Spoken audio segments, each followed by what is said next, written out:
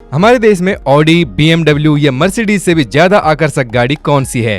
वो है हमारे जीवन से बहुत गहरे जुड़े हुए हमारे ट्रक, जिनकी सजावट और हॉर्न के चर्चे बाकी आलीशान गाड़ियों से भी ज्यादा हैं। इस वीडियो में हम सुनेंगे ट्रकों के मजेदार हॉर्न, तो सुनिए और मजे लीजिए।